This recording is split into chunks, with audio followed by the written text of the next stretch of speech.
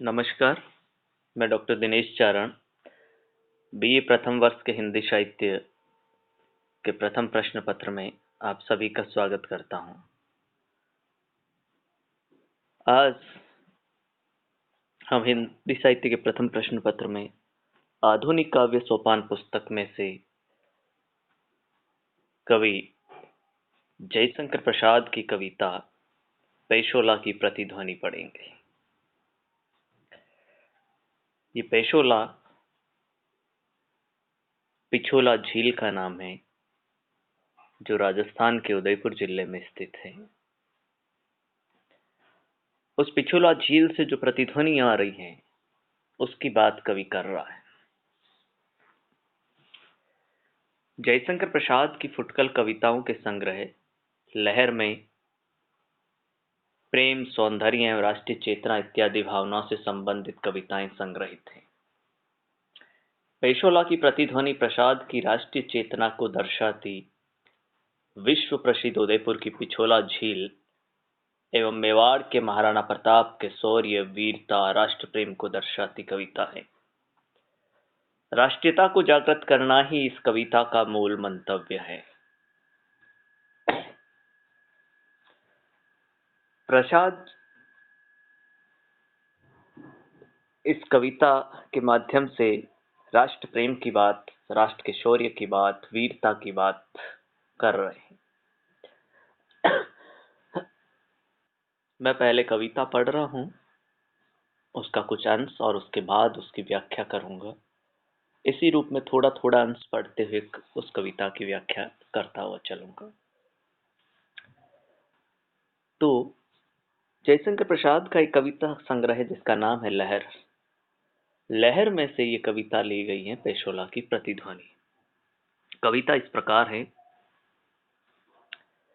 कि अरुण करुण बिंब व निर्धूम भस्म रहित ज्वलन पिंड, विकल विवर्तनों से विरल प्रवर्तनों से श्रमित नमित सा, पश्चिम के व्योम में है आज निरालंब सा, आहुतियां विश्व की अजस्त्र लुटाता रहा, सतत सहस्त्र कर माला से, तेज ओज बल जो वदान्यता कदम्ब सा। प्रसाद पिछोला झील के किनारे पर खड़े होकर अस्तांचल की और बढ़ते अरुणिम सूर्य को निहार रहे हैं और कहते हैं कि अरुण करुण बिंब, अरुण कहते हैं लाल, करुण करुणा से भरा, बिंब यानी एक चित्र जो दिखाई दे रहा है। प्रसाद अस्तांचल सूर्य को देखते हुए कह रहे हैं कि यही सूर्य जो पहले ओज, वीरता व राष्ट्रीयता की भावना को जागृत करता था, आज अपनी लाल किरणें बिखेरता करुणा का चित्र प्रस्तुत कर रहा है। वह निर्धूम भस्म रहित ज्वलन पिंड, विकल विवर्तनों में विरल प्रवर्तनों में श्रमित नमित सा। निर्धूम कहते हैं धुएं रहित, विकल कहते हैं व्याकुल, विवर्तनों घूमना, विरल कहते हैं दुर्लभ, प्रवर्तनों कहते हैं आगे बढ़ना। कवि कह रहा है कि वह ज्वलनशील पिंड धुआं एवं भस्म रहित व्याकुल होकर घूमता हुआ दुर्लभ गति से निरंतर अस्तांचल की ओर बढ़े जा रहा है। तो सूर्य डूब रहा है। वो कहता है दिन भर की लंबी यात्रा तय करने के कारण वह अब थकान की ओर है और डूब रहा है। कवि कहता है कि पश्चिम के व्योम में है आज निरलंब सा। वो पश्चिम की ओर सूर्य डूब रहा है। दिन भर की लंबी यात्रा तय करने के कारण वह पश्चिम दिशा में के आकाश में थकान से झुका हुआ आधारहीन सा दिखाई दे रहा है। अर्थात आज उसकी किरणों में ओजस्विता, वीरता, तेज, उत्साह न होकर व्याकुलता, थकान और विनम्रता भरी हुई है। आहुतियां विश्व की अजस्त्र लुटाता रहा, सतत सहस्त्र कर माला से, तेज ओज बल जो वदान्यता कदम्ब सा। प्रसाद आगे लिखते हैं कि यही सूर्य प्रताप के समय संपूर्ण विश्व को त्याग, बलिदान की भावना में भरकर अपनी हजारों किरणों रूपी माला से निरंतर मर मिटने के लिए प्रेरित करता रहा है। जिसमें तेज, बल, ओज भरा रहता था, वही आज उदारता को हृदय में कदम्ब वृक्ष की भांति भर रहा है। अर्थात यह आज किसी व्यक्ति को युद्ध में मातृभूमि की रक्षार्थ वीरता, ओज, बल, मर मिटने की भावना न भरकर कदम वृक्ष की भांति शीतलता, कायरता और उदारता भर रहा है। अस्तांचल की ओर बढ़ते सूर्य में पहले की भांति ओज, त्याग, बलिदान, तेज बल के स्थान पर कायरता, व्याकुलता देखकर कवि का हृदय व्याकुल है। राष्ट्रीय चेतना जगाना कवि का लक्ष्य है। संस्कृत की तत्सम शब्दावली इस कविता में दिखाई देती हैं। सामासिक अर्थ गांभीर्य भरे शब्दों, विकल विवर्तनों, विरल प्रवर्तनों के प्रयोग के कारण ओज गुण और भाषा में ओजस्वती का गुण विद्यमान है। रूपक, उपमा, अनुप्रास एवं विरोधाभास के कारण भाषा में चित्रात्मकता, बिंबात्मकता तथा प्रतीकात्मकता आ गई। आगे कविता इस प्रकार है कि पेशोला की उर्मियां हैं शांत घनी छाया में, तट तरु है चित्रित तरल चित्र सारी में, झोंपड़े खड़े हैं बने शिल्प के विषाद के, दग्ध अवसाद से, धूसर जलद खंड झटक पड़े हैं जैसे विजन अनंत में, काली माँ बिखरती है संध्या की कलंक सी, दुंदुभि मृदंग तोरी शांत स्तब्ध मौन है, फिर भी पुकार सी है गूंज रही व्योम में, कौन लेगा भार यह कौन विचलेगा नहीं।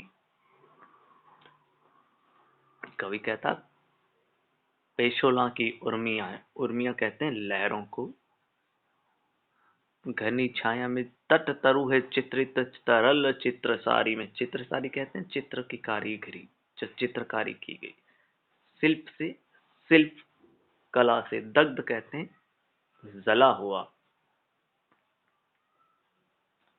अवसाद कहते हैं दुख। पिछोला के पश्चिम में अस्त होते सूर्य की आभा श्रीहीन ओज तेज रहित नहीं है, अपितु पिछोला की लहरें किनारे पर शिल्प से बने झोंपड़े तथा युद्ध यंत्र आदि भी प्रताप जैसे वीर पुरुषों के अभाव में शांत हैं।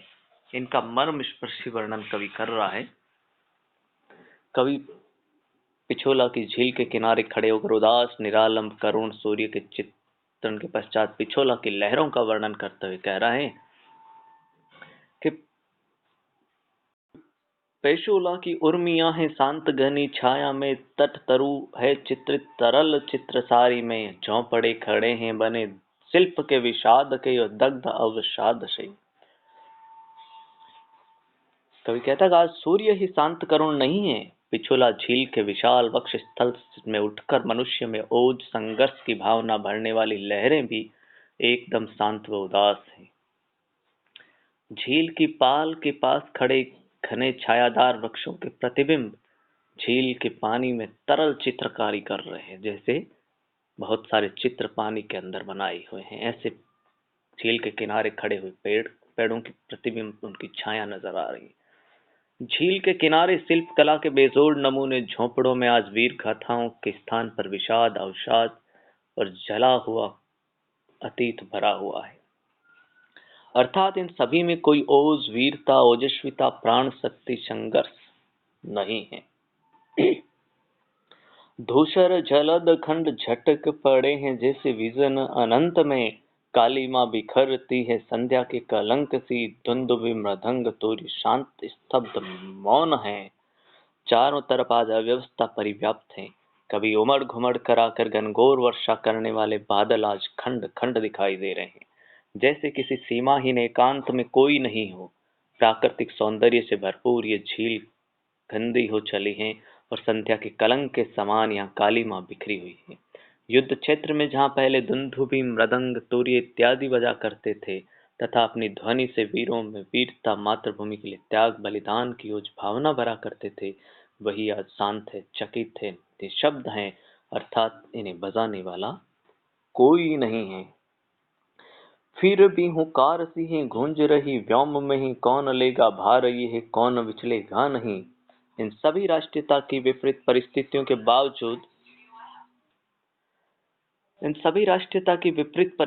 के बावजूद चारों दिशाओं और आकाश में राष्ट्रीय चेतना की पुकार गूंज रही है कि इस दुखी, पराधीन, उदास धरती का भार कौन दूर करेगा, कौन नहीं विचलेगा, कौन विचलित नहीं होगा।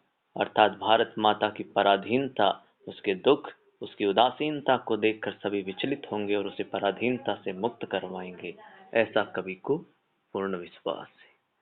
पिछोला की लहरों, शिल्प के बने झोंपड़ों, युद्ध के वाद्य यंत्रों को शांत दिखाकर कवि ने उन्हें पुनः जागृत करने, उनमें ओजस्विता, प्रेम, त्याग, बलिदान की भावना भरने का आह्वान किया है। अनुप्रास, उपमा तथा प्रश्न अलंकारों का प्रयोग कवि ने इसमें किया है। परिष्कृत हिंदी में संगीतात्मकता, बिंबात्मकता तथा प्रतीकात्मकता का समावेश कवि ने छायावादी शिल्प सौंदर्य के अनुकूल किया है। और ओज गुण प्रधान ये कविता है। इस कविता में कुछ अभी तक समझ में नहीं आया है तो मुझे पूछिए। कविता का अगला अंश अगली कक्षा में हम पढ़ेंगे। तब तक के लिए धन्यवाद। जहां भी कोई परेशानी हो रही है आप पुनः मुझसे संपर्क कर सकते हैं।